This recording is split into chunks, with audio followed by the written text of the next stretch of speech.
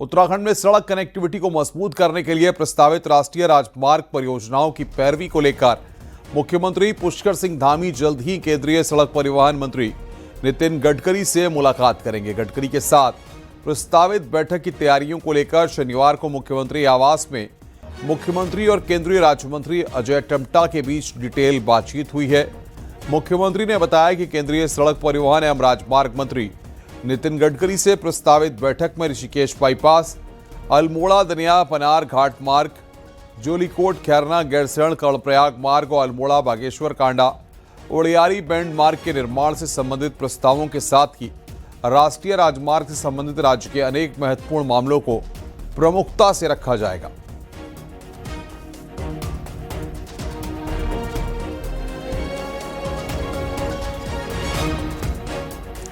मुख्यमंत्री पुष्कर सिंह धामी से मुख्यमंत्री आवास में भारतीय जनता युवा मोर्चा के नवनियुक्त जिलाध्यक्षों ने शिष्टाचार भेंट की।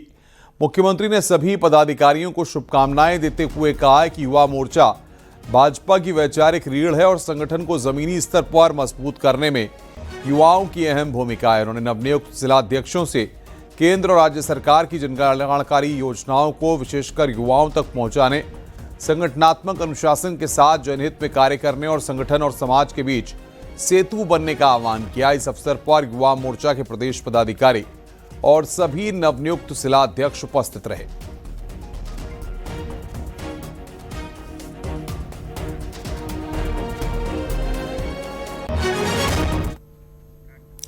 उत्तराखंड में डेमोग्राफी चेंज के मुद्दे पर मुख्यमंत्री पुष्कर सिंह धामी ने अब तक की सबसे सख्त कार्रवाई शुरू कर दी है। परिवार रजिस्टर में सामने आ रही गंभीर अनियमितताओं को देखते हुए मुख्यमंत्री ने प्रदेशव्यापी जांच के आदेश दे दिए हैं। 2003 के बाद बने सभी परिवार रजिस्टरों की गहन जांच होगी। इस बीच परिवार रजिस्टर जब्त होंगे। दोषी अधिकारी और प्रधान कार्रवाई के घेरे में आएंगे।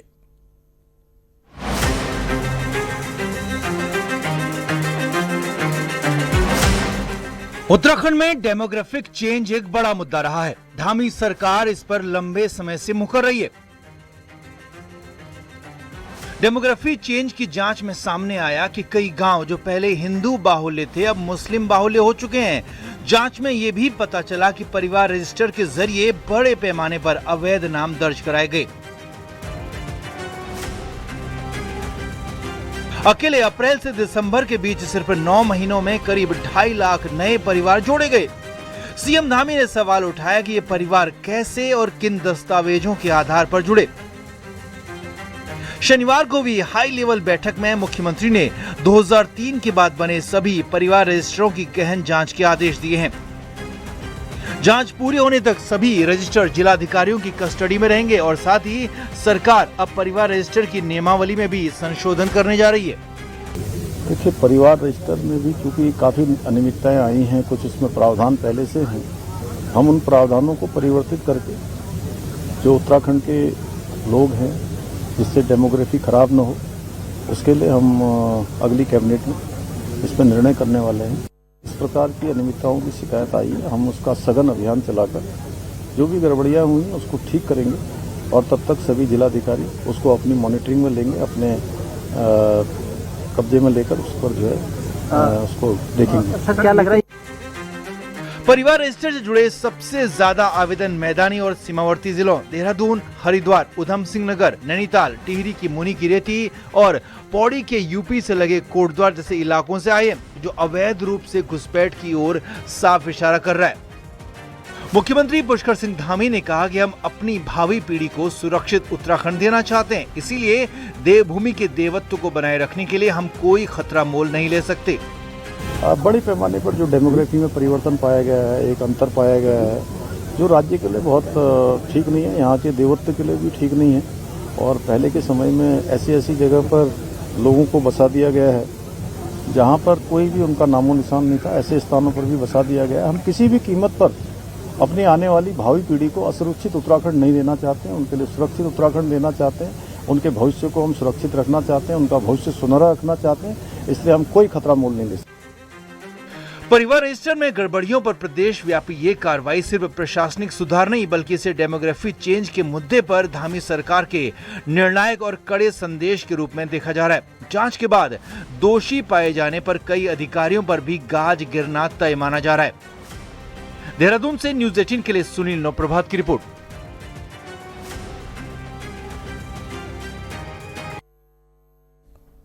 अंकिता भंडारी हत्याकांड में वीआईपी नाम को लेकर कांग्रेस ने भारतीय जनता पार्टी पर हमले तेज कर दिए हैं। इसी मुद्दे पर महिला कांग्रेस प्रदेश अध्यक्ष ज्योति रौतेला के नेतृत्व में कार्यकर्ताओं ने यमकेश्वर विधायक रेणु बिष्ट के घर का घेराव कर प्रदर्शन किया। ऋषिकेश में हुए इस विरोध में बड़ी संख्या में महिला कार्यकर्ता शामिल रहीं। प्रदर्शन के दौरान भारी पुलिस बल तैनात रहा। इस दौरान महिलाओं की पुलिस के साथ झड़प भी हुई। ज्योति रौतेला ने कहा कि बीजेपी वीआईपी नाम को लेकर मौन क्यों है, इसका जवाब देना चाहिए। उन्होंने मांग की कि मामले की सीबीआई जांच हो और दोषियों को सख्त सजा मिले।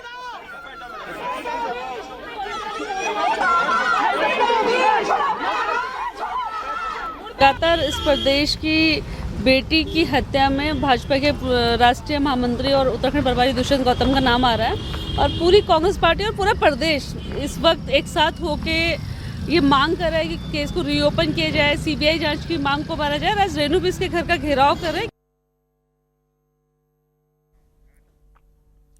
भारतीय जनता पार्टी के प्रदेश अध्यक्ष और राज्यसभा सांसद महेंद्र भट्ट के कोटद्वार दौरे के दौरान कांग्रेस कार्यकर्ताओं ने जोरदार विरोध किया। महिलाओं ने काले झंडे दिखाकर नारेबाजी की और काफिले को रोकने की कोशिश की। पहला विरोध नजीबाबाद रोड पर हुआ, फिर बद्रीनाथ मार्ग पर पानियाली गेस्ट हाउस के पास युवाओं ने प्रदर्शन किया। महिलाओं ने अंकिता भंडारी हत्याकांड को लेकर नाराजगी जताई। स्थिति को देखते हुए भारी पुलिस बल तैनात रहा। महेंद्र भट्ट ने कहा कि कांग्रेस जनता को भ्रमित कर रही है और बीजेपी जिला स्तर पर कांग्रेस से सवाल करते हुए प्रदर्शन करेगी।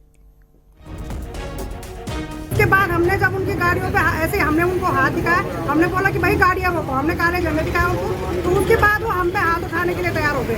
अंदर से गाड़ी के अंदर से अगर उसने शीशा खोले होता ना तो आज तो मैं कह रही हूँ हम उसका मुंह नोच लेते। इतनी हिम्मत उसकी, इतना पता होते हुए भी कैसे तो उसको कोटद्वार की जनता यहाँ सजा दे रही है। देखिए, मकसद एक ही है कि कांग्रेस का जो छद्म एक कार्यक्रम चल रहा है और जिसमें अंकिता हमारी जो बिटिया है उसको अपमानित करने का लोग काम कर रहे हैं। हमने कहा है कांग्रेस को सबूत लाओ, अंकिता को, मृत आत्मा को अपमानित मत करो। उस भाव के साथ रुद्रपुर से खबर है, अंकिता भंडारी हत्याकांड में सीबीआई जांच की मांग को लेकर पूर्व कैबिनेट मंत्री और कांग्रेस विधायक तिलकराज बेहड़ ने सैकड़ों कार्यकर्ताओं के साथ उधम सिंह नगर कलेक्ट्रेट में डीएम कार्यालय का घेराव किया। डीएम कार्यालय के गेट पर पुलिस ने बैरिकेडिंग कर प्रदर्शनकारियों को रोकने का प्रयास किया, जिस पर पुलिस और कांग्रेस कार्यकर्ताओं के बीच तीखी नोकझोंक हुई। प्रदर्शनकारियों ने बैरिकेडिंग तोड़कर कलेक्ट्रेट परिसर में प्रवेश किया। इसके बाद अंदरूनी गेट के बाहर धरने पर बैठकर राज्य सरकार के खिलाफ नारेबाजी की गई। प्रदर्शन के दौरान कुछ देर तक कलेक्ट्रेट परिसर में तनाव का माहौल बना रहा।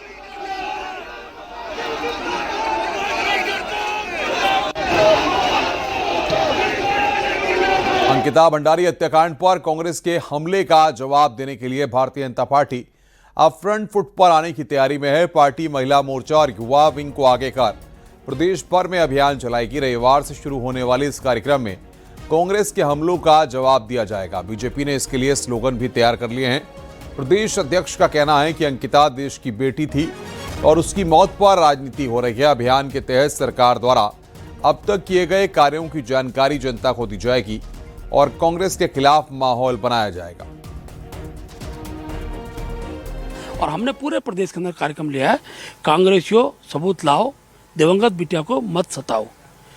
और दूसरा हमने इसमें नारा दिया है, अंकिता को अपमानित करना बंद करो, बंद करो। इस विषय को लेकर कल से पूरे प्रदेश के अंदर हर मंडल में हम लोग कांग्रेस पुतला दहन करेंगे। और कांग्रेस ने जो इस प्रकार का वातावरण खराब करने का काम किया है, आज भी कांग्रेस का एक व्यक्ति सीबीआई जांच के लिए न्यायालय में क्यों नहीं जा रहा है? अंकिता भंडारी मामले की आंच राज्य से बाहर भी पहुंच गई है। यूपी के पूर्व मुख्यमंत्री और समाजवादी पार्टी के प्रमुख अखिलेश यादव ने भी अंकिता मामले पर अपना समर्थन किया है। अंकिता मामले पर 4 जनवरी को देहरादून में प्रदर्शन का आयोजन है। कई संगठनों और विपक्ष की तरफ से आयोजित इस प्रदर्शन और घेराव को कार्यक्रम को अखिलेश यादव ने अपना समर्थन दिया है। अखिलेश यादव ने सोशल मीडिया पर कार्यक्रम का पोस्टर शेयर किया और लिखा है कि इस पर नैतिक समर्थन है।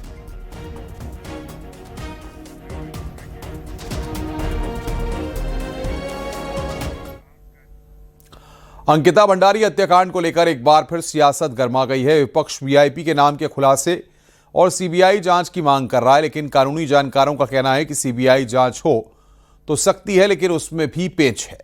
देखिए हमारी ये रिपोर्ट।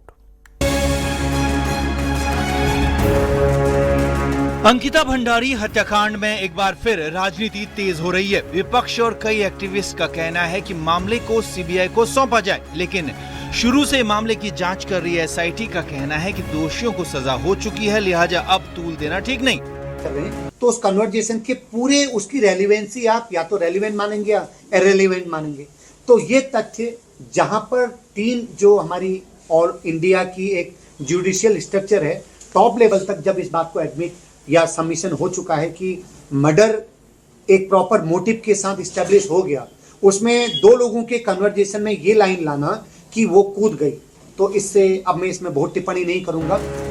सीबीआई जांच की मांग पर कानूनी जानकारों का कहना है कि अभी केस हाई कोर्ट में पेंडिंग है, लिहाजा सीबीआई जांच हो तो सकती है, लेकिन हाई कोर्ट की मंजूरी के बाद ही ये संभव है और सीबीआई को मामला जाता भी है तो फिर से ट्रायल शुरू करना होगा।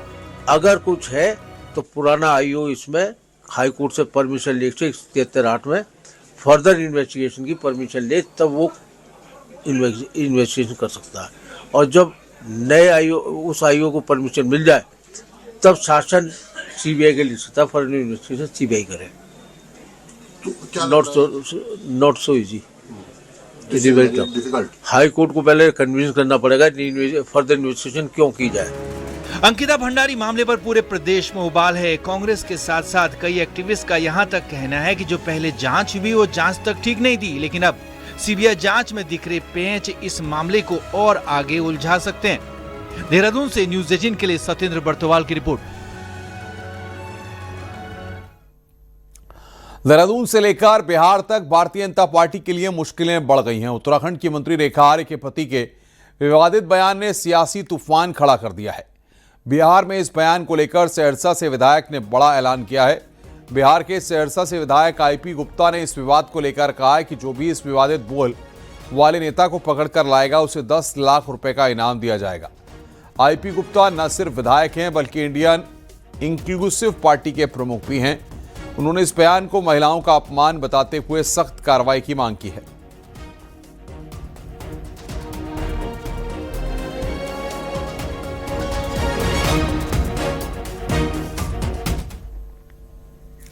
उत्तराखंड की मंत्री रेखा आर्य के पति गिरधारी लाल साहू के बयान पर केंद्रीय मंत्री जीतन राम मांझी का बयान सामने आया। उन्होंने गिरधारी साहू पर कार्रवाई की मांग की है। ये अगर कहे हैं हमको पता नहीं, आप लोग बोल रहे हैं कीमत अगर लगाने की बात बोलते हैं, ये बहुत निंदनीय बात है। कीमत बच्ची की शादी में कहीं कोई कीमत से होती है। खरीदने की बात अगर ऐसा कर रहे हैं तो बहुत विवादास्पद है। इसके लिए वहाँ के मंत्री हैं, उन पर कार्रवाई करवाना चाहिए और नहीं तो क्षमा मांगने की बात करनी चाहिए। देहरादून में माल्टा महोत्सव का आयोजन हुआ, जिसमें सीएम पुष्कर सिंह धामी ने शिरकत की। इस दौरान मुख्यमंत्री ने किसानों के लगाए गए स्टॉल का निरीक्षण किया। सीएम धामी ने किसानों से बातचीत भी की। सीएम धामी ने कहा कि स्थानीय उत्पाद माल्टा को मार्केट देने की सरकार की कोशिश है। वहीं कार्यक्रम में कृषि मंत्री गणेश जोशी भी शामिल हुए। इसके साथ ही सीएम धामी की पत्नी गीता धामी भी कार्यक्रम में मौजूद रहीं। पहचान हमारे सामने आ जाती है और माल्टा महोत्सव के माध्यम से भी हमारे किसानों को एक अलग से पहचान मिले, उनको एक अच्छा बाजार मिले, इसके निमित्त ये किया जा रहा है। और विशेषज्ञों से भी तकनीकी मार्गदर्शन लेकर उसका आज यहाँ पर सजीव रूप से प्रदर्शन किया गया है।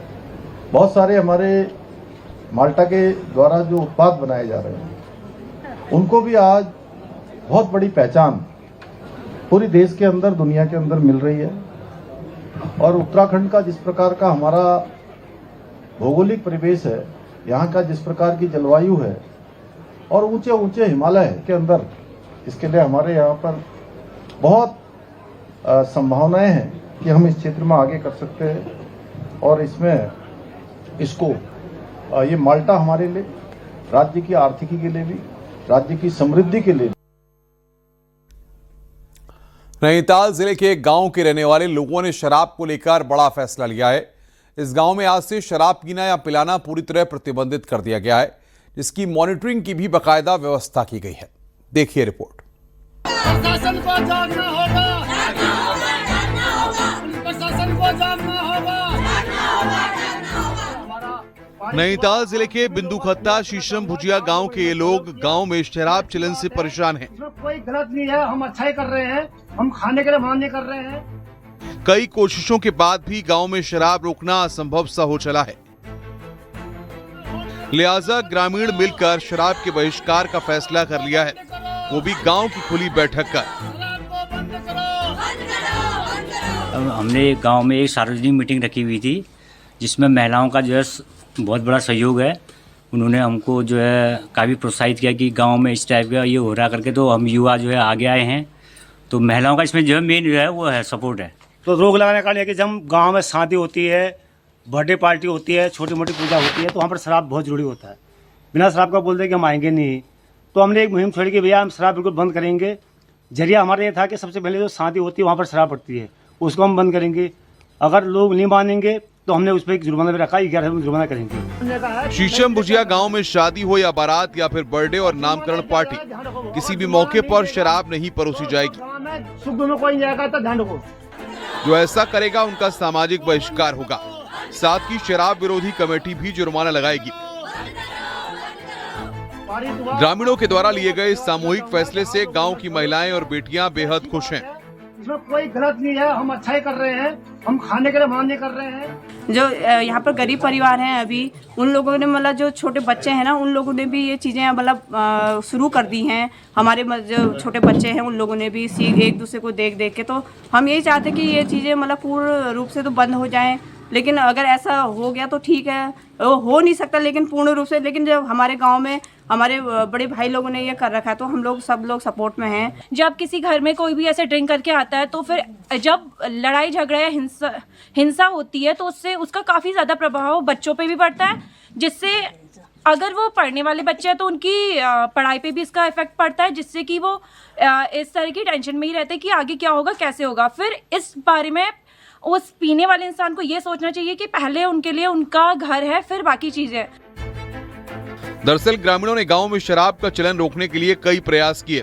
पुलिस से भी शिकायत की गई, लेकिन सभी जगह से निराशा हाथ लगी।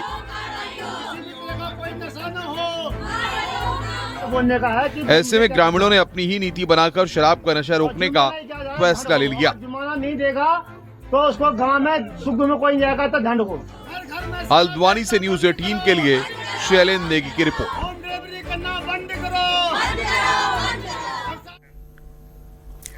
और आइए अब देखते हैं पहाड़ की 10 बड़ी खबरें पहाड़ टॉप 10।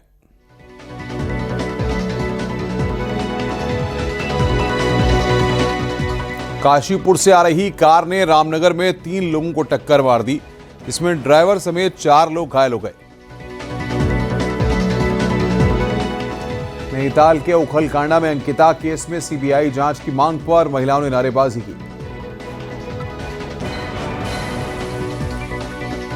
अंकिता भंडारी मामले की सीबीआई जांच की मांग पर गोपेश्वर में यूकेडी कार्यकर्ताओं ने प्रदर्शन किया। हरिद्वार में रविदास अखाड़े से जुड़े लोगों ने दुष्यंत गौतम पर लगाए आरोपों के बाद सुरेश राठौर और उर्मिला के सामाजिक बहिष्कार की बात कही। बागेश्वर में आतंकियों के नाम पर हो रही साइबर ठगी की बड़ी साजिश को नाकाम कर दिया गया। अल्मोड़ा में पुलिस ने चेकिंग अभियान चलाया, जिसमें एक ट्रक सीज किया गया, जबकि दर्जनों गाड़ियों के चालान काटे गए। उत्तराखंड स्वाभिमान मोर्चा के बॉबी पवार का कहना है कि सरकार जौनसार बावर के हकों पर डाका डाल रही है। हरिद्वार में क्लाउड किचन से संबंधित महिलाओं की 6 दिन की ट्रेनिंग पूरी हो गई है और महिलाएं गंगा रसोई नाम से कैंटीन शुरू करेंगी। वन विकास कर्मचारियों को वेतनमान नहीं देने पर अब हाईकोर्ट ने सरकार को अवमानना का नोटिस दिया है।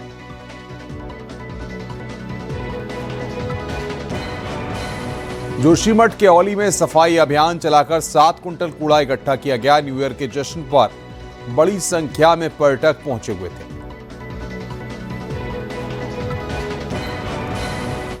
विकासनगर के मशहूर आसन बैराज झील पर पर्यटकों का भारी हुजूम उमड़ रहा है। विदेशी मेहमान यानी प्रवासी पक्षियों के दीदार और बोटिंग का लुत्फ उठाने के लिए भारी संख्या में लोग यहां पर पहुंच रहे हैं।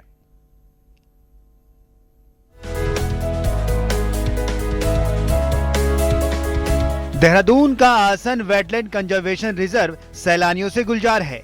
वैसे तो ये झील साल भर पर्यटकों को लुभाती है, लेकिन कड़ाके की ठंड के बीच जब साइबेरिया और मध्य एशिया के ठंडे इलाकों से आए प्रवासी पक्षी यहाँ डेरा डालते हैं तो इसकी खूबसूरती में 4 चांद लग जाते हैं।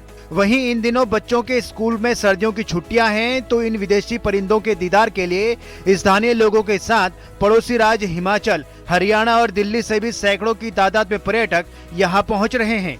प्रकृति की गोद में बसी इस आसन बैराज झील में सैलानियों ने जहां एक और नीले पानी में वोटिंग का आनंद लिया, वहीं कैमरों में इन प्रवासी पक्षियों की अटखेलियों को भी कैद किया। यहाँ पर आके बच्चों के साथ में आई हूँ। इससे पहले जब आई थी तो मेरी शादी हुई थी, तो मैं आज 17 इयर्स बाद आई हूँ। आज भी उतना ही खूबसूरत है और सबसे अच्छी बात तो ये कि यहाँ पर बहुत पीसफुल है। ये बहुत अच्छा पर्यटक स्थल है। यहाँ पे मुझे इतना मजा आया है। बोटिंग मैंने करी है और यहाँ पे आपकी कैंटीन भी मैंने खाया, बहुत टेस्टी था। और साथ में मैंने वहाँ पे चिड़िया देखी थी, वो विदेशी चिड़िया है ना, क्या नाम है उनका? हाँ, साइबेरिया। वो हर साल आते हैं, इस बार भी थी और बहुत अच्छा लगा मुझे तो। आसन झील में वोटिंग और विदेशी परिंदे बच्चों को खूब लुभा रहे हैं। यहाँ की नेचुरल ब्यूटी के प्रति बच्चे खासा आकर्षित हो रहे हैं। हमने अभी बर्ड्स भी देखी थी, जैसे purple hero, bar headed goose और बहुत सारी देखी साइबेरियन बर्ड्स। वो विंटर्स में आती है क्योंकि और मार्च तक जाती है। बहुत मजा आया, बहुत अच्छा लग रहा है। हमने यहाँ पे बोटिंग करी थी, लाइक 20 मिनट करने के लिए लाइक टाइम मिलता है, तो तक गए थे काफी रोप तक। एंड यहाँ पे बहुत सारी बर्ड्स भी देखने को मिली, लाइक बहुत डिफरेंट टाइप्स की, लाइक जो विंटर्स में आती है, उन्हीं को देखने के लिए आए थे हम। और अच्छा लग रहा है, different way to spend it today. भारी भीड़ को देखते हुए प्रशासन भी पूरी तरह से अलर्ट है। पर्यटन स्थल की सुरक्षा और इन खास प्रवासी पक्षियों के संरक्षण के लिए पुलिस और वन विभाग की टीम लगातार गश्त कर रही है। रात दिन एक करके हम लोग काफी वो ध्यान रख रहे हैं कि ताकि कोई गंदगी न करे। कल रात को हम गश्त में थे, परसों भी थे, आज सुबह से ही हमारा स्टाफ लगा हुआ है कि कोई ठीक है, कोई आए अपना बढ़िया है, पर्यटन को बढ़ावा मिल रहा है, काफी लोग आ रहे हैं। बहरहाल चहचहाते विदेशी परिंदों का दीदार करने के लिए दूर दूर से सैलानी आसन बैराज पहुंच रहे हैं। न्यूज़ 18 के लिए विकासनगर से कुलदीप चौहान की रिपोर्ट।